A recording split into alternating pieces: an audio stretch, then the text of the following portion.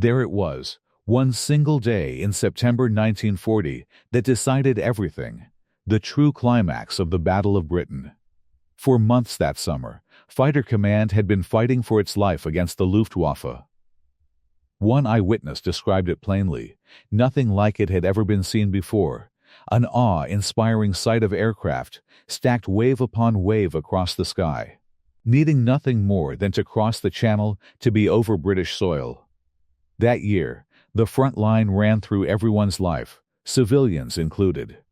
Under those embattled skies, ordinary people from every background found themselves pulled into the fight for Britain's survival. It didn't matter who you were, how old you were, or where you came from. It was a moment that welded the entire nation together, behind one goal: stopping the enemy. Day in and day out, they lived through the brutal reality of war. One man remembered lying on the ground with another man beside him, and how, as a boy, the whole experience had felt like some kind of thrilling game, until he looked up and to his right and saw a massive wall of Spitfires and Hurricanes diving straight toward the German bombers. He had never witnessed so many planes in the air at once. This one day of brutal air combat would settle the fate of the nation. The Luftwaffe had a clear objective in the Battle of Britain: wipe out Fighter Command, take command of the skies, and pave the way for an invasion that would push Britain into accepting Hitler's demands. This is the account of that single day, September 15, 1940, and the 13 hours that saved the country. By the fall of 1940, Hitler's Germany held sway over nearly the whole of Europe. Its armies had swept across Europe, crushing every enemy in their path. Only Britain remained unconquered. The rest of Europe had either fallen in line with Nazi Germany or been overrun outright. Poland, Denmark, Norway, France, Belgium, Holland, Luxembourg all had gone under. Germany stood at the height of its power. Hermann Göring, head of the Luftwaffe, was convinced that air power alone could bring Britain to its knees, and he had promised Hitler that the RAF would be swept from the skies entirely. The German Air Force threw its weight against the RAF both in the air and on the ground, targeting fighter airfields directly. They flew what they called free hunts, sweeps of up to 150 fighters roaming over southern England hunting for Hurricanes and Spitfires. British pilots were under strict orders not to engage these fighter sweeps unless they were escorting bombers, which fed a growing belief among the Germans that the RAF was already beaten and depleted. What follows took place between 6:30 in the morning and 7:30 that evening. 13 hours that would mark a genuine turning point in the war. 6:34 a.m. Sunday breaks over a country that had lived under the shadow of invasion for more than 3 months. Britain had the Germans knocking at the door. If the RAF had been overwhelmed, German forces could have reached London within a week, and nothing would have stood in their way.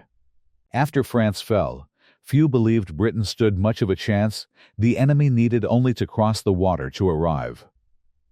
Everyone understood that if the fight was lost, the war itself would end up being fought on British soil.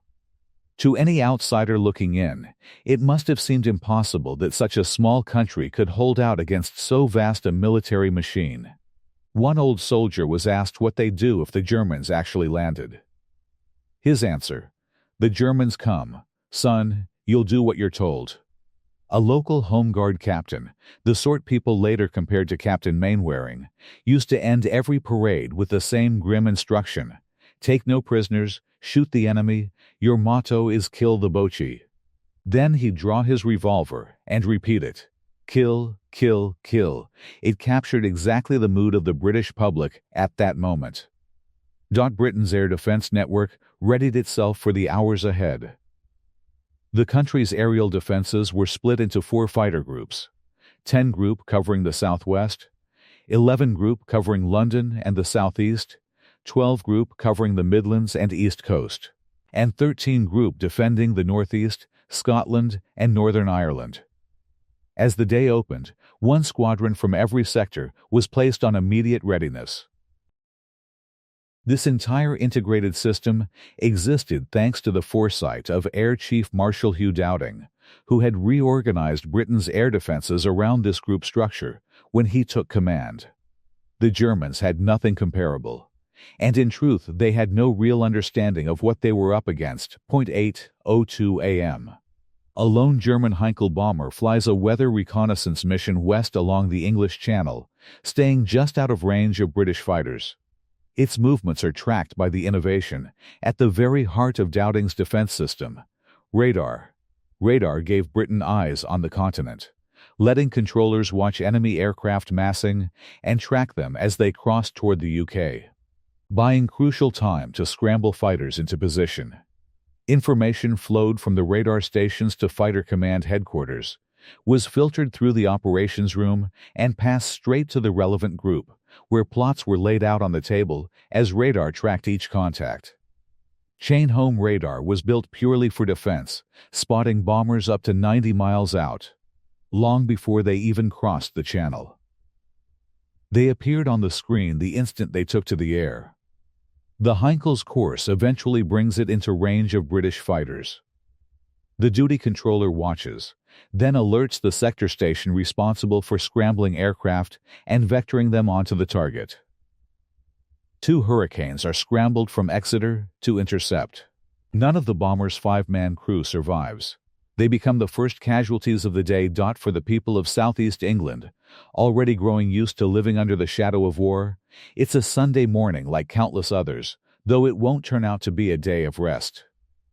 Families go about ordinary routines. For some children, it's simply the start of another day on their working holiday in the Kent countryside, far removed, they thought, from the dangers of war. Families would go hop-picking on the same farm every September, notified about 10 days ahead that a billet had been booked for them, since agricultural workers received extra rations that year. Others had signed up over the summer term of 1940 to go fruit-picking that autumn, with free food and lodging provided plus pay for the work. In the East End of London, one family looked forward to a big occasion, an uncle's wedding to a young actress none of the children had yet met. Elsewhere, a man got ready to join his workmates for a charity football match. Having talked his foreman into letting him off work in exchange for washing his car, matches down by Wormwood scrubs that could draw 1,000 spectators on a Sunday. 9 a.m. As London stirs to life, Luftwaffe aircrews at bases across occupied France prepare their planes for what they expect to be a decisive attack. A meeting had taken place in The Hague, led by Hermann Göring, where the state of the RAF, particularly Fighter Command, was discussed. German pilots kept returning, with claims of 10 or 20 British fighters shot down, when the true figure was closer to 5. Convinced the RAF stood on the brink of collapse, the Germans committed to 2 major raids that day. 10:30 a.m. Britain's air defenses are at full readiness when Air Vice Marshal Keith Park, commander of 11 Group, receives an unexpected visitor. Winston Churchill has chosen this very day to visit 11 Group's command center at Uxbridge. In full view of the operations room, Churchill watches German forces massing across the channel before they even cross it, as markers appear on the plotting table showing bomber squadrons gathering at rendezvous points along the French coast. Going from a handful of aircraft over the south and east coasts to suddenly facing formations of 250 plus was, by every account, terrifying. Nobody could quite picture that many aircraft bearing down at once, or whether Britain would survive it. 11:05 a.m. 2 squadrons of Spitfires from 11 Group scramble from Biggin Hill, climbing hard toward their patrol station 25,000 feet above Canterbury. Park's controllers keep scrambling more squadrons as reports pour in of 200, then 100, then another 50 aircraft inbound, a raid building the way a thunderstorm builds. The Luftwaffe formation, now more than 200 strong, wheels toward England with London as its target, its course carrying it directly over the farms and fields of Kent. Witnesses recall being called back to the huts when they first heard the heavy drone of approaching aircraft on what had been a clear, fine autumn morning. And then, everything happened at once. Fighter Command's aircraft are about to be pulled into a massive battle over the Garden of England, with the nation's fate resting on the outcome, 11:36 a.m. 15th of September 1940, Luftwaffe formations crossed the English coast at Foxton, meeting nothing but anti-aircraft fire from the ground, which only reinforces their belief that the RAF is finished and London lies open to attack. Civilians across Kent have a front-row seat to what follows. Witnesses describe the bombers flying steadily inland, not racing the way aircraft do today.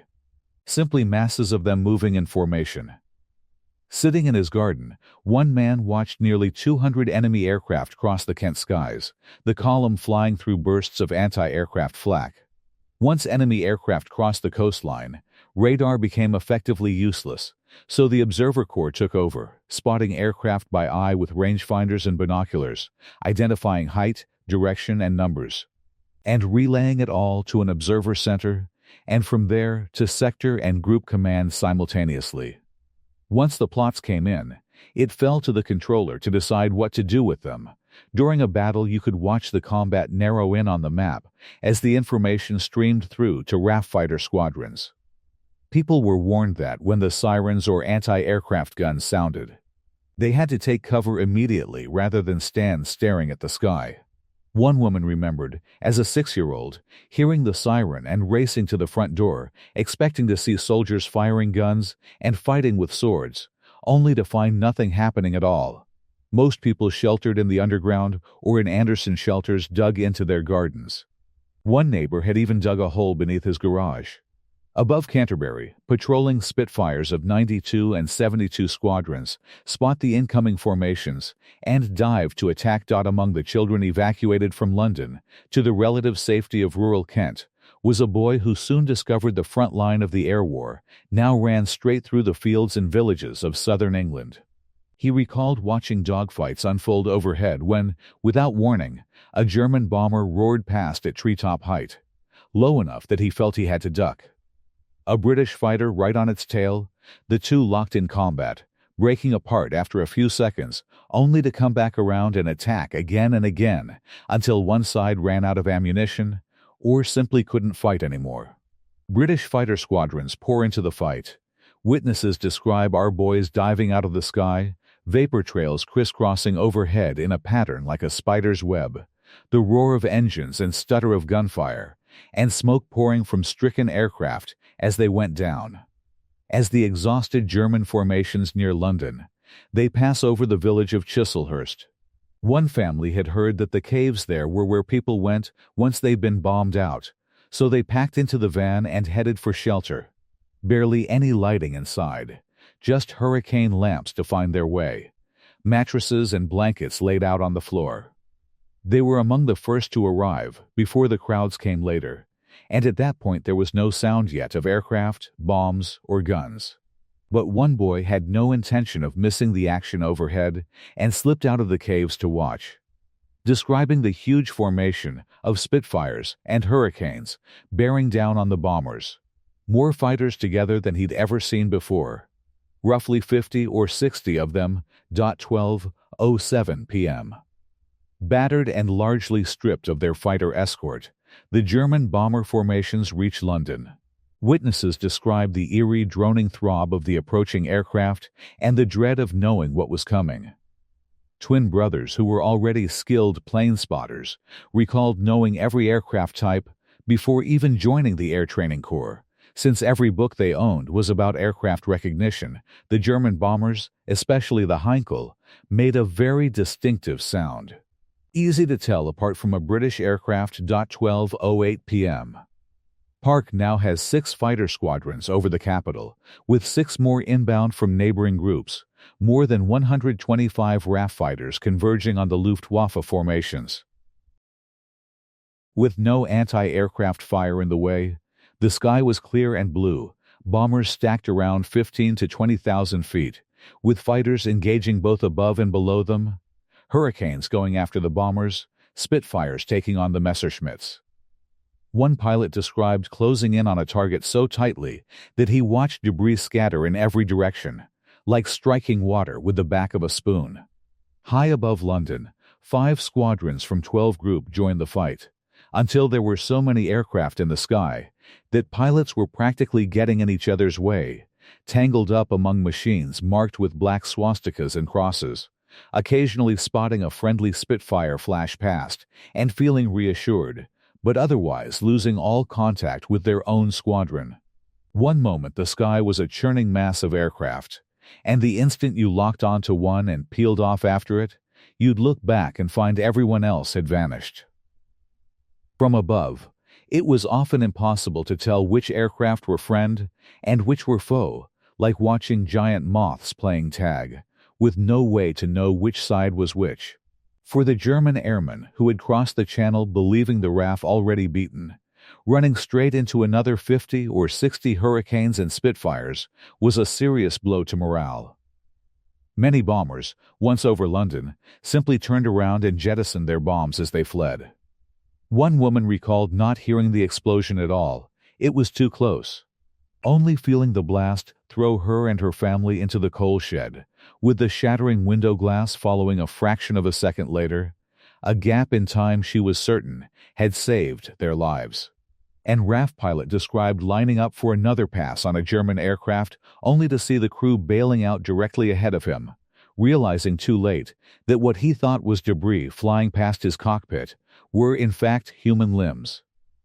One German aircraft came down nearby, its pilot parachuting into the grounds of the old Bedlam Asylum, now the Imperial War Museum, and was quickly surrounded by an angry crowd. 12:11 p.m.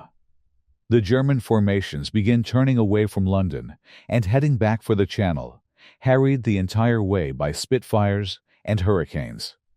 Two bomber pilots, having never seen so many British fighters massed together before, decided they'd had enough and broke off from the formation, angling toward one witness on the ground as they tried to pick up speed by dumping their bombs early. One bomb landed close enough that he felt the blast, but being young and fit he managed to outrun it and dive into the caves for shelter. As the German formation retreated, RAF fighters focused on bringing down as many aircraft as possible. But the German commander leading that formation held his group together as tightly as he could, knowing any aircraft that broke away alone would be doomed. A skillful tactical retreat that got most of his formation safely back across the Channel. 12:55 p.m. The all-clear sounds over London and the southeast. People emerged to find homes and businesses reduced to rubble. One family's shop and everything in it smashed beyond recognition. A boy cycling to visit a friend found the cottage gone entirely. Nothing left but a heap of debris. Another spotted what looked like a plump chicken sitting in the gutter and excitedly told his little brother they'd have chicken for dinner, only to later learn it was actually a piece of a neighbor's fur coat that had been blown onto the roof. Children found themselves growing up fast, realizing war wasn't much fun after all. Some were sent to carry tea to firemen still battling blazes and to ambulance crews still freeing people trapped in burned-out buildings, staying until well into the day as the fires finally died down, an experience that stayed etched in memory ever after. 1:00 p.m. In 11 Group's operations room, the plotting table is cleared of enemy markers. The Luftwaffe's attack has been badly disrupted, with 18 aircraft lost against 13 RAF losses. But the hardest fighting of the day still lies ahead. The Luftwaffe is already massing for a second, far larger assault that will push Fighter Command to its absolute limit. 1:05 p.m., 15th of September 1940. The morning's bombing has shattered the calm of a Sunday, and the people of London and the southeast begin picking through the wreckage. Some found more than just debris. One family emerged from their shelter to find an empty parachute caught in an apple tree, no sign of the airman who'd worn it. A pickup truck loaded with Home Guard men, armed with just a single rifle between them, came asking where the parachute had landed. Captured German pilots were reportedly arrogant, convinced they'd be released within weeks once Britain surrendered. As one witness put it, it's hard to feel warmly toward people dropping bombs on you. There was a saying going around at the time that the only good German was a dead one. For the children, though, there was a lighter side too, hunting for shrapnel, which became a kind of currency among boys who traded it the way others traded cigarette cards. A good piece of shrapnel was worth real bragging rights, and getting out into the streets first to claim the best pieces mattered enormously. Whole buckets of it got collected, sorted by boys and girls alike, competing over who'd found the most. One boy found a live incendiary and brought it to a friend's workbench, where the magnesium casing started heating up under the drill and a bright blue flame appeared, enough to send him running to warn the friend's mother, much to the friend's annoyance. As soon as a bomb site was cleared, children would be over it hunting mostly for coins buried in the rubble, a strange little thrill of adventure amid all the horror. 1:40 p.m. reports stream in as radar detects another massive buildup of enemy aircraft across the channel, an even larger formation than the morning's, estimated at 400-plus aircraft, though an exact count wasn't possible. British aircraft, having returned from the morning's fighting to refuel and rearm, scramble back into the sky to meet this new threat. The Luftwaffe forms 3 enormous columns of aircraft, an aerial armada determined to smash through whatever opposition it meets. Nobody quite knew what to expect. All anyone could do was hope the RAF held strong and adopt a kind of fatalistic calm, carrying on as best they could. There was a wartime saying that if a bomb had your name on it, that was the one to worry about, though as a child, you felt somehow untouchable, and it all felt like a tremendous adventure. 1:45 p.m. A lone Spitfire is sent high over the channel to watch for the incoming formations and radio back visual reports. Meanwhile, one family assumed their memorable Sunday, a wedding, complete with a white dress and flowers in the bride's hair, was over once the newlyweds drove off from the church. Heading home, they reflected that nobody had ever experienced anything quite like this before, taking some comfort in knowing everyone was in the same situation. At 26,000 feet above the English coast, the lone patrolling Spitfire spots the incoming German formations. Minutes later, more than 450 enemy aircraft begin crossing the coastline. As each of his squadrons returns to readiness, Air Vice Marshal Park sends them straight back into the air and again calls on neighboring groups for reinforcements. In response, 275 British fighters scramble to meet more than 100 bombers, escorted by over 350 enemy fighters. Across the southeast, air raid sirens wail their warning as observers report waves of hostiles, 30+, heralding the approach of an enemy fleet and a battle rapidly building toward its climax. 2:14 p.m. The first clashes erupt high above Romney Marsh as 3 Spitfire squadrons dive to attack the enemy formations. One pilot recalled seeing hundreds of German aircraft approaching in tight formation and going in with his squadron to attack the bombers, getting one engine ablaze without the gunner even firing back, the Spitfires diving down to reach the bombers, while the Messerschmitt escorts dove in turn to defend them, until, by the time his squadron had raked a line of bombers with gunfire, chaos had broken loose everywhere. Speed and the element of surprise carry British fighters straight through the escort screen and onto the bombers themselves, though a quick pass at a bomber often meant being immediately bounced by the escorting 109s, forcing pilots to focus entirely on their own survival. German fighters, ordered to stay close to their bombers, struggled to fend off these opening attacks. One boy cycling along recalled an aircraft roaring toward him at rooftop height, low enough that he abandoned his bike and ran for the nearest train station, only to realize a station might itself be a target. The German formations press on toward the outskirts of London.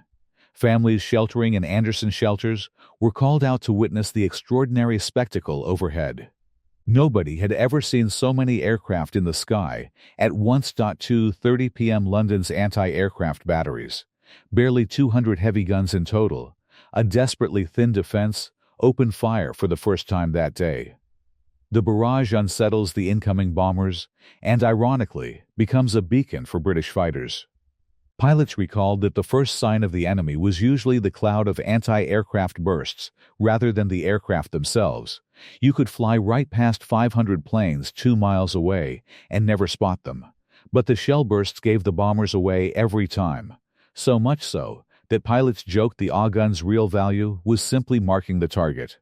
One boy came home with tiny holes burned all through his clothes, shrapnel from the big guns in the park having scorched right through the fabric.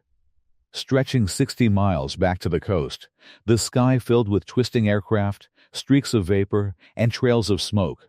Witnesses recalled aircraft spiraling down trailing smoke, screaming as they fell, and the awful impact when they hit the ground. 2:33 p.m. The command system strains under a flood of reports as squadrons engage across the sky, and dogfights rage everywhere.